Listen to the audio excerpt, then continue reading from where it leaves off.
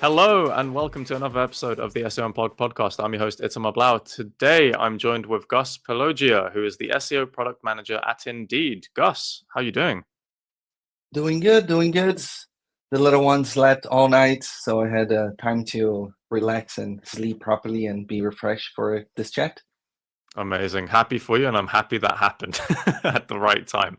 So today, we're talking about something that's really interesting and something that you're really well embedded with, especially at Indeed, which is sort of the product mindset that you have within SEO. And it's a really interesting topic that for people who are involved within either SEO teams or is an SEO at a company that's sort of providing a product and these sorts of types of setups, I think it would be really interesting to learn a bit more from your perspective. So I guess maybe the first thing to try and dive deeper into is, what does a product mindset in regards to SEO, what does that mean for you?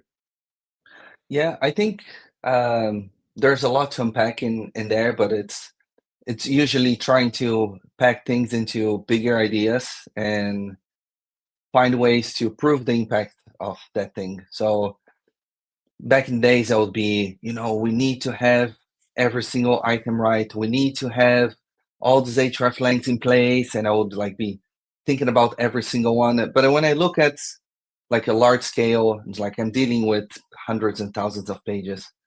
It doesn't matter if a few pages are not indexed for some reason, or if something is not perfectly done, because quite often we get bogged into having everything perfect in SEO, but there are other things that you're like, okay, I know this is going to have a bigger impact, or I learned from another team that putting this promo in this place will actually have a bigger impact, because when people come to the page, they perform a certain action. So from an SEO that was hoping for that half a day from a developer to do little bits and pieces, I became the person that is like, no, this is just going to cost us time. This won't have impact. I can prove the impact, and there are other things that I can show results much faster, and already in someone's mind, the engineers are already working on it. So I kind of started cutting a lot of things that are nice to have, to realize, okay, this is what's going to have an impact on the product. So I started changing my mindset a little bit from just I have to do all these things because it's good for SEO versus I'm going to do these things because I know I can prove that they're good for the business. Sure. Okay. So you're talking about the prioritization there to save resource, save time, save money, and focus on things that actually create the impact. But I guess then the question is, how do you know, and you say like you can prove that certain types of actions are going to be a lot more worthwhile for the business? So how do you go about proving that or prioritizing based on what's actually best for the product? Yeah, I think there are maybe two angles to filter that. One is I do a lot of SEO A/B testing, and with the volume of content and traffic and other actions that we have, it really helps me to say, oh, maybe we've done this in a country. I can do this in more countries because I already proved that it does have an impact. More people apply for jobs, more people take certain actions that are important for the company. So if I've done an SEO A/B test for one market and I know it had a really positive impact, my next step will be, let's do this in more countries.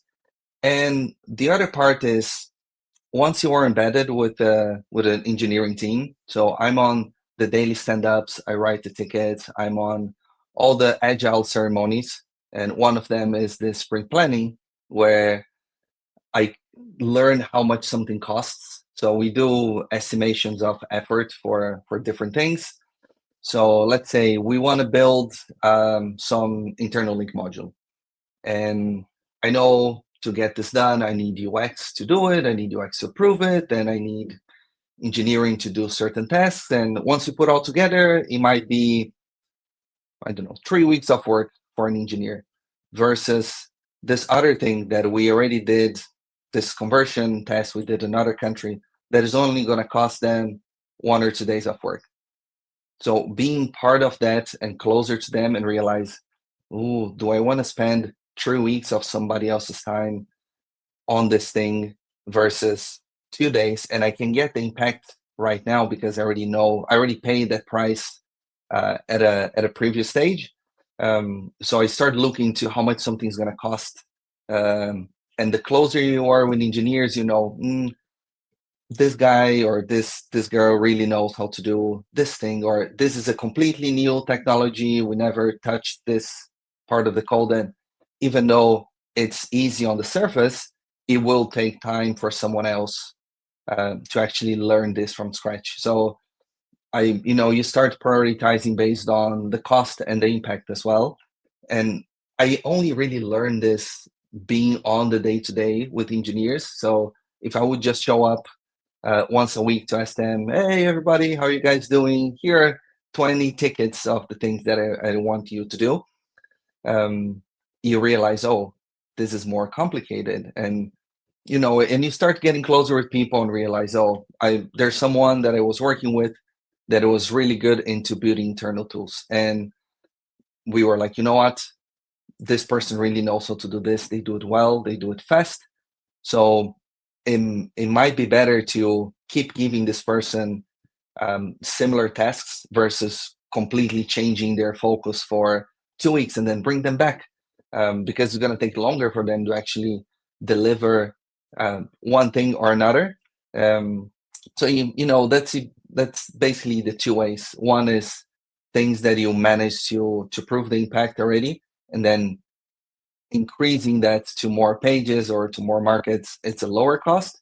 And the second is understanding how complicated something is to be built, which teams need to be involved, and then you kind of realize, I need to talk to someone from UX, but I don't have that resource now because my contact is working on something else. So just from the conversation, something's going to take weeks or months versus something that it's already here, we can do it now, and we can get the impact faster.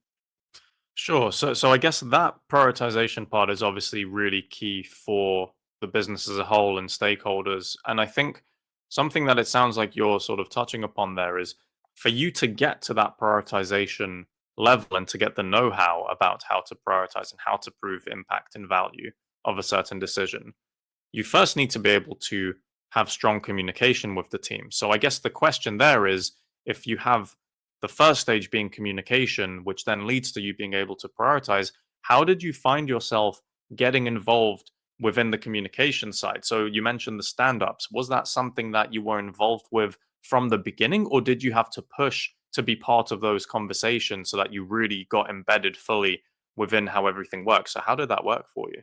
Yeah, I feel like I got very lucky because the PM or the SEO, there was already one SEO that was involved on all of the ceremonies. And once I got this role, I was just showing up there. So it's like they already expect the SEO to show up on the daily stand-ups. And for a long time, I worked with a team of engineers that would do different things, not just SEO, but they would do, and all of them, there's some platform improvements. There are like different things that you need to do. And so they're not just there for me. So I really need to like choose wisely and fight for my tickets. So every 2 weeks, there's um, like a planning meeting. So it's like, okay, what are we gonna do? What are we gonna do for the next weeks? What's gonna happen on the next sprint? So I need my tickets to be really clear, and I maybe go and ask like a senior engineer 1 or 2 days before, how many story points do you think you can have for me? Story points is how we measure the complexity of a ticket. So they'll say, oh, there's a few things from this person, maybe I have 10 story points for SEO. So, okay, I have a list of 100 things that are waiting there. But I'm already going to select, these are the first ones we need to do for next week. And these are the story points that I have. So I already facilitate that conversation. So the ticket needs to be perfectly written, has to be already estimated by the team. And even with all of that, you still need to fight for it. It's like, we really need to do this now because of A, B, and C. So it's that process was already there, but I still had to fight to make sure that the things that I want to be done to actually be done. Right. And then I suppose, so obviously I guess from your standpoint you were in a more fortunate position that, those types of communication touch points were in place already within the business. Obviously that made it a bit easier. But then how would you advise somebody who doesn't have the luxury of that yet within their role? How do you recommend that they try and get embedded within those types of conversations to better help them know then how to prioritize as we sort of like build on the sort of product mindset? So how would you advise somebody was to do it? Or let's say if you were, for example, starting off now and you didn't have the same setup that you currently have, how would you go about trying to get there?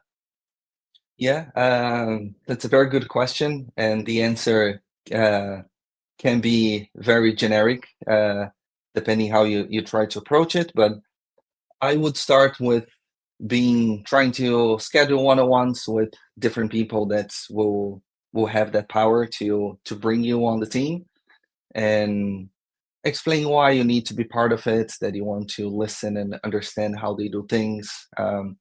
I like being part of that. I learned that maybe things that I thought were very easy were actually complicated, and that gave me the understanding to say, oh, I shouldn't just bring this next thing right now, because I can see there's a deadline for something to be delivered. So it kind of helps you to be, understand what can be done. So that would be an argument that I would use it. I don't want to overload you with 50 requests, because I know you have other things, but knowing these other things you have will help me to prioritize what we can do.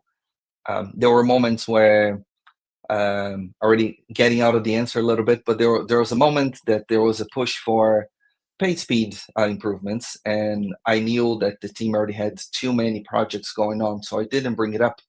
Then suddenly, a few weeks later, the engineers bring it up and say, "Oh, we have a goal of improving page speed." So I had to do nothing, because it was already on their roadmap. So knowing that there are a lot of things on the table helps you to make that choice to not bring, I want all the 10 things done by next week. And so, yeah, I would start with the one-on-ones and explain why you want to be part of it. Maybe you're not part of the daily stand-ups yet, but you can be on the sprint planning. That's when we decide what work's going to be done in the next week, 2 weeks, or a month, depends of the team.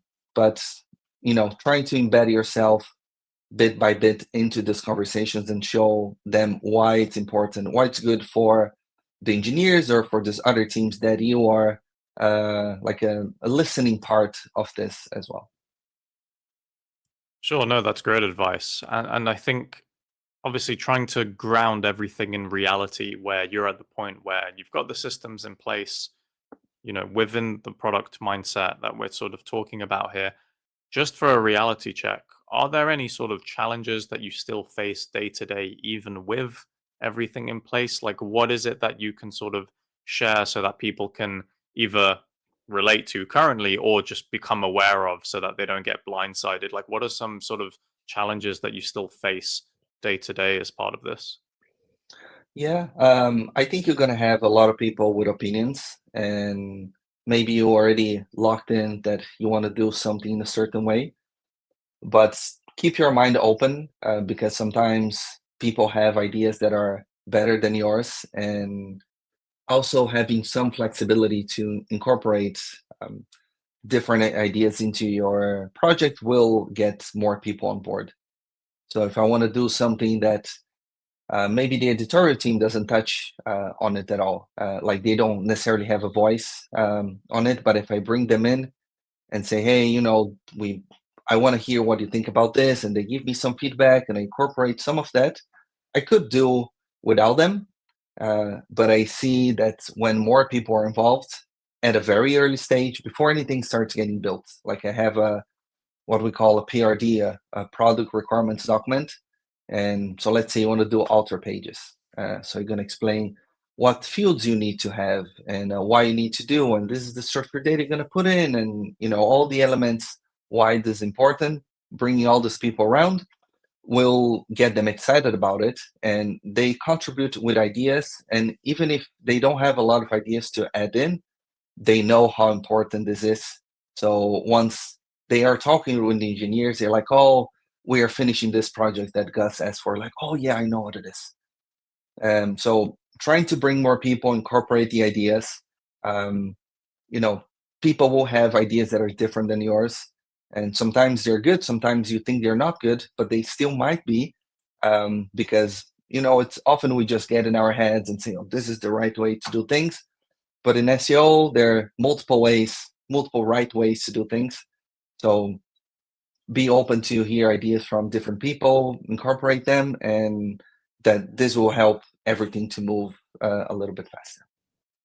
Amazing. No, that's again some really, really good advice, because I think, yeah, it's important for people to understand that, especially as an SEO, sometimes you kind of feel like you're in this bubble, and it's like everyone around you is not like the enemy, but you sort of have to do a lot of sort of heavy lifting to convince people why certain ideas will work. And I guess that sort of helps to ground people to understand that really at the end of the day, it's just collaboration and the natural aspects of collaboration, where sometimes people will have differing opinions, sometimes people will disagree, but it's about how you can sort of come together and find compromises there. And I guess to sort of wrap up, what would be the sort of thing that you wish you would have, or that you would have wanted to tell yourself maybe, 5 years ago or something about, what the product mindset actually is, and what your sort of key takeaways from that would be? Yeah, I wish I knew about products as a work, as a thing you do a long time ago, because I realized that I think I can actually be good at this, and working closer with people on products, it made me understand like the multiple ways to do things, and get a bit of out of our bubble. If I knew that earlier, maybe I would have taken this approach much earlier in my career as well, and I would look for different ways to do things, and maybe get a little less bogged down with the checklists, or making sure that everything is at Google's perfect taste, because it's not always the case. And there are things that we believe in the industry that it should be done. Some people believe this way, some people believe this way, and having the opportunity to test impact really changed how I approach a lot of things, how people trust me, and the conversations that I have with people higher up in the chain. Amazing. Thank you so much, Gus. So, last thing, where can people find you if they want to ask some questions or learn a bit more about the cool stuff that you're doing at Indeed? I'm mostly on LinkedIn. That's the only SEO place that I hang out. I tried all the other ones, and it's just too much to handle. So I just picked one for everything. Sometimes I write on my website, that is guspelogia.com. And I guess if you search on Spotify or in any other place that you listen to your podcasts, you'll find some other shows that I've been to. So if this was useful and you want to hear me babbling a bit more, then these are all the other places you can find me. Amazing. Gus, thank you so much for your time, and thanks to everyone listening at home as well. And as always, we will see you in the next episode.